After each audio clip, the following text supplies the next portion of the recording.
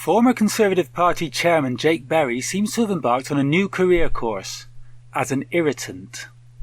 Watch him in his appearance on the BBC's Politics Live, where he came out with a series of falsehoods, overtalked other guests, and tried to start argument after argument. I was live tweeting at the time and tried to comment on as many of his shenanigans as possible. Feel free to comment down below on his words, my observations, and on anything I missed. Today, our guest Jake Berry says it's a shame work-from-home civil servants only came into work to stand on a picket line.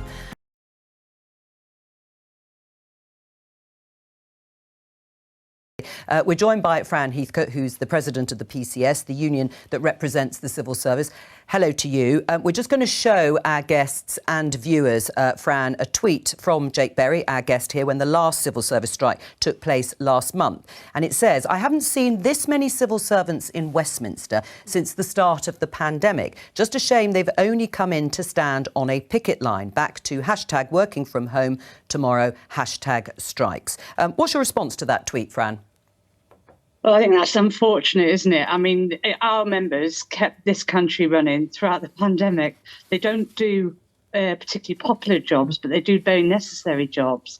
And whilst there is a degree of hybrid working, it's just a misrepresentation to say that they sit at home and don't go into their offices. I think that's a bit of a shame that was the only observation that could be made at a time when they were doing what for them is very much a last resort in terms of trying to have a decent standard of living. Jake, do you accept it's a misrepresentation, a rather unfair slur? Well, I think the British public feel that we are in a situation where the public sector isn't working for them. It's not. The public sector is not a job creation scheme.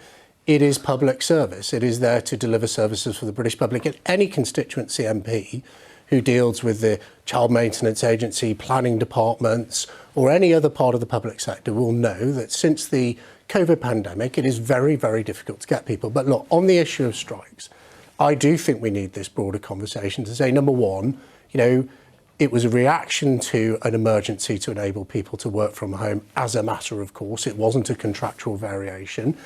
Are we happy as a nation for that to continue? Number two, we increased the number of civil servants by around 100,000 people to deal with the COVID pandemic. Do we have any plans to take the civil service in general back to a peacetime number of people, or is that now the new normal, a sort of wartime footing for the civil service? And number three, we need a wider discussion, not just about pay, but about the gold-plated final salary pension schemes that disappeared in the private sector 20, 30 years ago, about the sort of guarantee that you virtually have a job for life. It is ultimately a wider discussion about civil public services and how we deliver in this country. We need not just a very narrow discussion on strikes, which the unions are trying to have.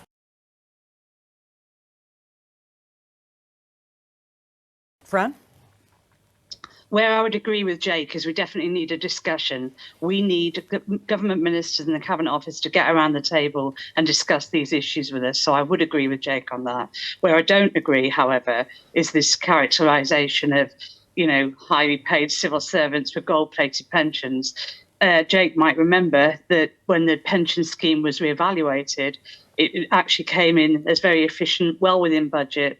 And in fact, our members are overpaying on their pensions. So if the government would choose to put that right, we would have a very meaningful discussion about all of that.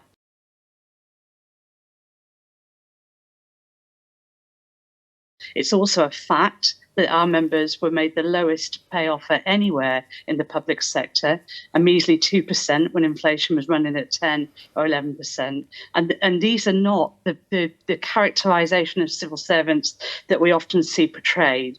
These are people claiming in-work benefits, falling below the national living wage because of 10 years of pay restraint, and many of them relying on food banks because they don't earn enough from the pay they receive from this government to get by.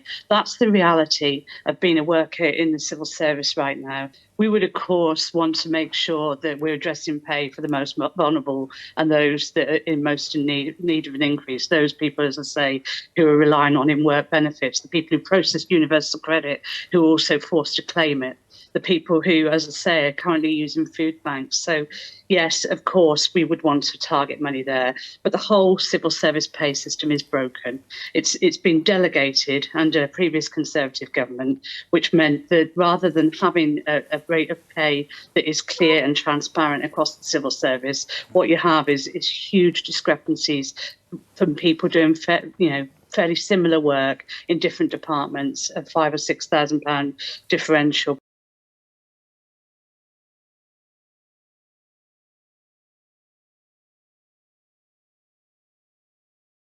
But I mean, for the members that we represent, that all of them would, when we talk about a 10% increase, let's remember that's against a backdrop of not having received a cost of living raise in over a decade now, and it really does need to address it. But Fran, would you accept? Because every dispute ultimately ends up in negotiation unless the dispute is going to go on forever, and the government absolutely needs to come to the table, and I support you in the call for them to do that. But would you accept that actually a much more realistic approach would be to say, and I think it's an approach the government should take, by the way, and it's the approach the government did take in 2010, 2011 and 2012, is they actually, people earning over X, whatever that may be, 60, 70,000, wherever the negotiations take you, should have no pay rise whatsoever. So you can target a 10% pay rise to those on the lowest wages. Ultimately, we're talking about taxpayers' money. There's no such thing as government money. People want to see civil servants back in working for the public. And as such, that seems a much more realistic approach for you and your union to take, and it's something I, as a Conservative MP, would call for the government to take up. Fran? OK, well, we don't think it's a race to the bottom. It's not about trying to hold down everybody's wages and allow the poorest in society to catch up. It's very much about, if we're serious about boosting the economy and trying to, deal with what we describe as austerity, then the way to do that is to give people enough money to get by. You can only pay people by increasing taxes, and that's not how you boost the economy.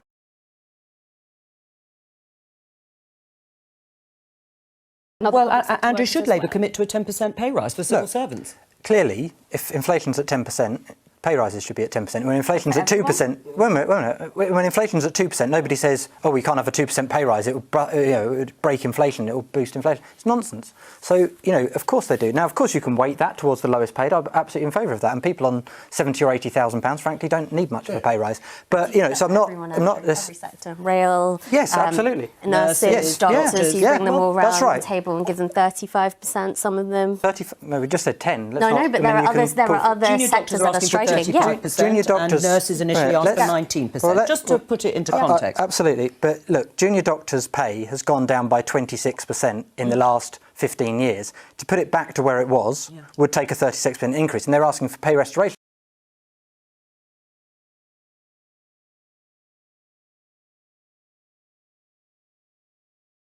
If you want to recruit doctors, and by the way, there are 9,000 doctor vacancies in the NHS, if you want to recruit doctors and keep them and maintain junior doctors in this country rather than have them go off to Australia where they can earn more, or America, then you need to pay them properly. And it's the same with civil servants, it's the same with nurses, it's the same with care workers, where we've got 165,000 vacancies.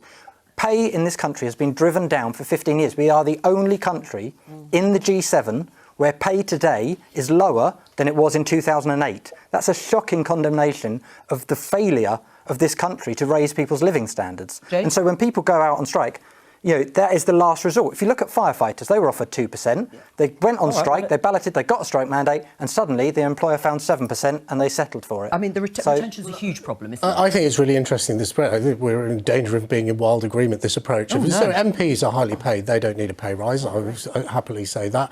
I'd much prefer to see an MP's pay rise be paid to nurses in my constituency than be paid to me. But actually, you've got to be realistic. Where does that line lie? Is it 50,000? Is it 60,000? I think it's a much better approach, both for the government, my government, and the unions to take. Look, in general, on the junior doctors, there is a big issue with retention. But I think what people are missing with that, and they've been very vociferous, saying that you can earn more working in Pret-a-Manger, 10 pence an hour more, I think, than you can do as a junior doctor. I think the difference is, and what they didn't quite pick up, is 10 years later, you'd still be earning exactly the same in Pret-a-Manger, and there'll be a highly paid consultant being paid tens of thousands of pounds. But you've got to keep them. And I'd give a good example in my own area.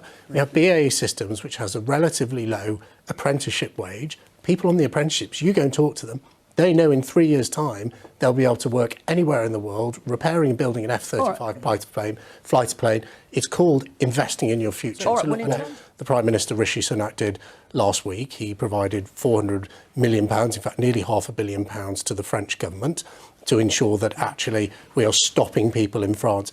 And it comes to a wider point, and I think we need a debate in this country about whether we really believe, and personally I don't, there's such a thing as an asylum seeker from France, because under international law, you are expected to claim asylum in the first safe country you get to.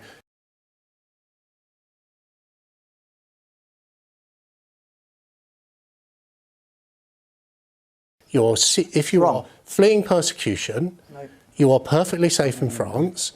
And should you go the extra step of paying tens of thousands of pounds collectively with other people in a dinghy and coming across the channel, is an attack on our sovereign immigration policy. So let's say everyone stops. The government should try and stop. Let's just say everyone stops in France, right? What if France then goes, oh, actually, they came through Italy or Spain, so they've all got to go back to there? Then the whole global asylum system breaks down. The Refugee Convention does not say what you say, which is that you've got to stop in the first safe country. By the way, most of the 100 million that Suella Braverman said are all coming here, which is a lie again, are internally displaced, actually, about half nearly. The rest are in neighbouring countries. They have no intention of coming to the UK or Europe. Look, countries like Turkey have got millions of refugees living in their country. A few thousand get to the UK, many because they've got family links here, they've worked with the British Army in Afghanistan or Iraq or other places. They're not coming here. They're not fleeing persecution. They are fleeing persecution. They're not fleeing persecution. That's not the point.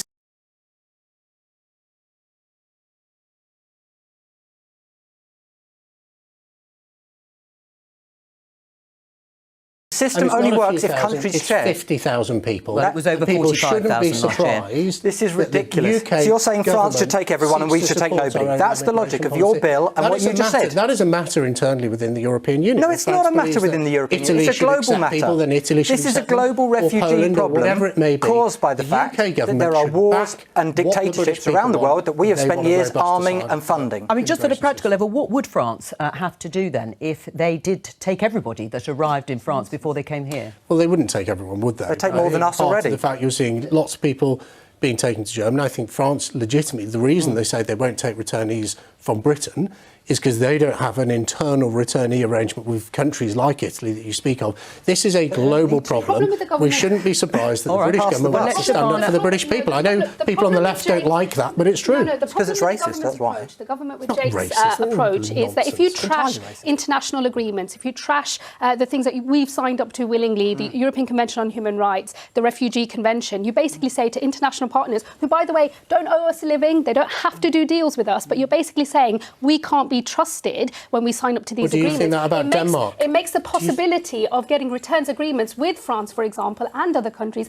very, very difficult, almost a non-starter. If Labour is elected to government, will it not deal with Denmark because Denmark sends people to Rwanda? You can't go around trashing international Don't talk over each other. Because that then says to the partners who you want to do deals with that you cannot be trusted. So I think the whole approach of the Conservative government is one of the reasons why we haven't got those returns agreements in place, and it's why the asylum system is in. Well, there is a deal. There is a deal with France. There is a deal with France. Denmark or Belgium, which has a very similar policy. Is that what you're saying? Because are they trashing international agreements? Jake, that your entire rhetoric in your party, from yourself just now in this debate, but also from across the Conservative Party, is to trash international agreements. It has said to our international partners that we cannot be trusted. It means that Rishi Sunak is now trying to fight a rearguard action to repair our relations with the French, which were ruined by his own party and his predecessors. All right, we're going to stop. Can navigate international agreements on behalf of their people. And the British public should expect the government to be as ambitious. With other countries. They have no obligation to do a deal. Just to be clear, a deal has been done, of course, with France, but it is developing. But not on returns. Let's move on.